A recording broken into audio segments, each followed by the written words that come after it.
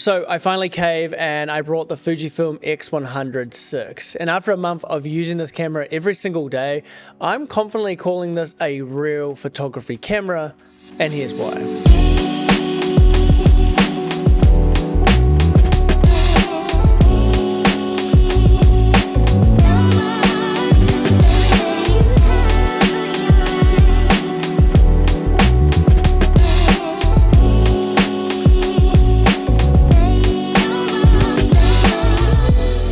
Thank you to Squarespace for giving us independent camera reviews. So you guys probably already know the specs of this camera by now. It has a 40 megapixel sensor, IBIS, 6.2K video, yada yada yada. So I won't waste your time there reading the specs of the brochure.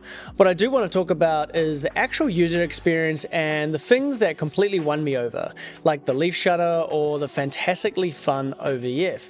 And of course guys, I'll be covering a couple of criticisms that I think you should be aware of, and finishing the video off on the actual image quality coming out of this camera. And just a quick heads up before we start guys, I did buy this camera myself, meaning this review is completely independent and Fujifilm has no say or is involved in this video in any way. And with that said, let's jump into the fantastic features that I love about this camera. First up, the leaf shutter, one of the most underrated features. It's been in every single X100 model and it's part of what makes this camera so compact. But the real magic of the leaf shutter is that you can shoot flash at any shutter speed. I can shoot in full sunlight at 1/4000 of a second with direct flash and get beautifully clean results. I've even started using the X100VI on paid jobs just to get that look. And this brings me on to the built-in flash, which is not very powerful, nor does it has a fast recharge, but is useful and just gets the job done. And seriously guys, why don't more travel cameras like this have a little inbuilt flash? Shooting your mates in low light or throwing in a bit of fill light provides a cool look in my opinion. And with that said, I mostly use the Scordox IM30 flash, which has way more power and has a faster recycle. It's manual only and they're bringing out a TTL version in silver with USB-C charging. And I've pre-ordered mine, so there is a link down below if you want one too. And guys, it's pretty annoying that you can't store flash settings in custom modes. The X100VI won't actually fire an external flash unless you turn off the internal flash. And this setting is pretty deep in the very confusing menu. If you guys have a workaround, please let us all know in the comment section down below. A next cool feature is the ND filter, and most people use the built-in ND filter for video use, but I actually like to use it for still photography. It's a 4-stop ND equivalent to ND16, and that gives you a lot of creative flexibility. For example, recently in Fiji, I took a nice photo of my mate on a jet ski at a slow shutter speed of 1/160, f5.6 and ISO 320. Shooting in full sun like this without an ND, this photo wouldn't be possible, as I'd have to use an aperture of f22, which A, isn't even possible as the max aperture on this camera is f16, and B, anything after f8 on a large megapixel APS-C sensor, you get soft images because of diffraction. So the ND is great for slow shutter pans, creative motion blur, flash work, and shooting wide open at f2. But my favorite part of the X100VI is the hybrid OVF. It gives you those beautiful frame lines and a real Leica style shooting experience minus the $10,000 price tag. And this OVF is just so much fun to use as you can see what's entering and exiting the frame, and it brings back the joy of photography. A couple of quick tips if you're using the OVF: turn on corrected AF frame. This adjusts the focus box to where the lens is actually pointing and accounts for parallax. And for anything at close distance like portraits, just switch to the EVF, as the parallax makes the OVF frame lines not match that well, but for landscape or street photography, that's where the OVF really does shine. Also, I personally use the focus check as if it's a second meter, so in OVF mode I'll preview my exposure in real time while also checking my focus. And because this camera shares the same 40 megapixel as the X-T5, I shoot a little bit wider with the OVF, knowing I can crop in a little bit in post. I also love that Fujifilm has stuck to their guns with the lens focal length. It's a 35mm full frame equivalent, which is such a fantastic and versatile focal length that is loved by many photographers, including myself. And I'm glad that Fujifilm didn't go the route that Leica or Ricoh did by offering two different versions with two different focal lengths of a 28 or a 40mm. As personally, if I was out shooting, I might get FOMO wishing I had the wider or the tighter version. So I think 35mm is the best of both worlds and is the king of versatility. Now moving on to my personal experience with the video, that 6.2 open gate is seriously misleading. There is a 1.23 crop and you need to get an external monitor to unlock open gate and ProRes. And I was hyped when I saw that I could film open gate finally, but it was a huge letdown when I found out that it's not available internally. So I personally just used the standard 4K, which has no crop, better ISO performance, and a lot less rolling shutter. That faster readout makes a big difference for handheld footage or post stabilization, which results in way less wobble. The footage looks basically the same from the X-T5, you get the solid colors, clean f-log2, and it just grades beautifully. And the IBIS for both photo and video works really good, and I'm pretty sure the X100VI is the smallest fixed lens camera with IBIS right now, and it's generally impressive they managed to put IBIS in such a small compact camera. So yeah, this is more than a popular TikTok camera. It's a proper photography tool with real creative advantages and one of the few compact cameras that truly nails the balance between fun and function. And let's just take a moment to truly appreciate the beautiful aesthetic design of this camera.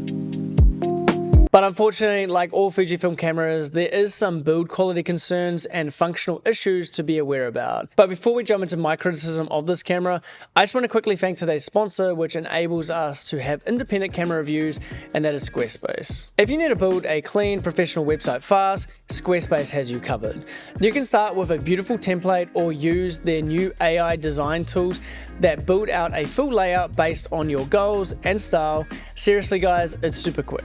Whether you're selling prints, taking bookings, or just need a hub for your work, Squarespace makes it easy. Plus their built-in SEO tools help people actually find your style, and payments are fully integrated from Apple Pay or Afterpay. So if you've been putting off building your own site, head to squarespace.com to start a free trial. And when you're ready to launch, go to squarespace.com/Gerard Needham to save 10% off your first purchase. So I'm a little bit torn to talk about the downsides of this camera, as honestly you can't compare it to anything else on the market. It's the only camera with a fixed lens, a fantastic sensor, a leaf shutter, built-in flash, and an optical viewfinder, and lastly it just looks beautiful. Fujifilm along with Leica make the most aesthetically pleasing cameras, and Fujifilm knows it. They've leaned into this intuitive design and they've priced it accordingly. I paid full price of $2,900 Australian for the silver version. And for a long time, the X100VI was out of stock everywhere. It's still on back order here in Australia and selling for more than retail on the used market. I definitely think Fujifilm understands this and is controlling supply to justify the price. And build quality wise, I'm a bit torn also. The top plate is anodized aluminium, so it won't scratch easily, and if it does, you actually get a nice patina over time. But the bottom plate, which actually gets the most wear, is magnesium alloy. Magnesium alloy is hard to anodize silver, so they just painted it, and after just 30 days of use, mine is already showing some scratches, which is frustrating, especially because I like the look of the silver version. Ergonomically, for such a small compact camera, it's actually decent. It's super light and fits in the hand well. I've added a cheap thumb grip of Amazon that really does help. It fits the design and doesn't block the back dials here. I don't see the point on a full front grip. Maybe it's a good idea if you want to protect the bottom plate, but honestly guys, the thumb grip's just been enough. One frustration is that I shoot in aperture priority mode most of the time, and I like having my exposure compensation on the front dial, so I leave the top exposure compensation dial in C, but I keep bumping it out of C as it's loose and there's no lock like the X-T5. I'm honestly considering gluing it down because I never even use that dial anyway. So those are all small quirks I think it's worth mentioning, and lastly let's talk about the image quality coming out of this camera. This 40 megapixel sensor is the same one as the X-T5, which is a camera that I've owned for well over a year now. So I'm familiar with its pros and cons. The detail you get is incredible when you nail focus, but that's the issue. The autofocus on the X100VI is pretty bad. Just like the X-T5, it misses even the most simple subjects. The lens in the X100VI uses a stepping motor, not a linear motor, so that means it's just a little bit slower. I do use single autofocus with the smallest focus point, as continuous autofocus just hunts too much, especially for video. So for video with the X100VI, I've just switched to manual focus completely. And that said, I do shoot majority at f5.6 with this camera, so I do get a deep depth of field, meaning everything is in focus anyway. I could zone focus if I wanted to, but that kind of defeats the point of buying an autofocus camera, and you would expect by now Fujifilm would have a solution for their poor autofocus performance. But just like the X-T5, the dynamic range is truly impressive. When shooting RAW, you really can recover all the detail in the highlights and the shadows with very, very clean results. And I do use the DR200 setting. This does reduce highlights clipping by underexposing the image and lifting the shadows using the in-camera tone curves. It's not HDR, as it does not blend exposures. The image is just processed in a clever way, but you need to have a base ISO of 320, and yes, the DR settings do apply to the RAW files. And image quality isn't just about the sensor, but also the lens. The 23mm f2 lens is decently sharp for a pancake design. With this compact design, you do get a bit of vignetting and distortion that's fixed well with Lightroom's lens correction profiles. But the flare and that classic Fujifilm ghosting is a real issue for this lens. Any kind of light that hits the front element causes a loss in contrast. Even when shooting at f5.6, you can fix it in Lightroom by bringing back the contrast, masking out, or using the dehaze slider, but honestly, for the price, I wish they could just update the lens coatings. The flare is very noticeable, and it's not a cool flare like you get on Sigma or older Canon lenses.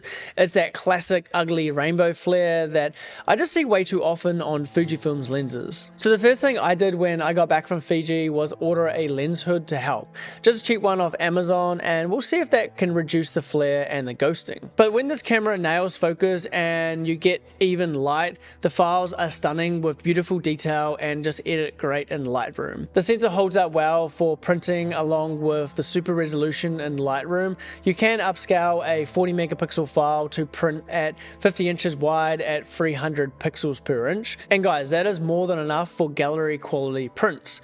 And that brings me on to why I bought this camera. It gives me pro level image quality in a body that fits in my jacket pocket. It's a camera I actually bring with me everywhere, and that's what matters, as the best camera you own is the one that you have with you, and I don't like relying on my iPhone for my photography. So if you like this review and you want to see more independent takes like this, for free you can hit that like button and subscribe for future videos. And if you want to support the channel financially and you like the way that I edit my photos, I do sell Lightroom presets based off this nostalgic film look. They work on all major camera brands and models, and if you sign up to my newsletter you'll get 20% off. And if presets aren't your thing, I totally get that, but if you do want to get that film look, definitely go check out this video right here, or if you want to see a full in-depth review on the X-T5, go watch that video right here. Alright guys, that's all for today, and we will see you later. Bye for now.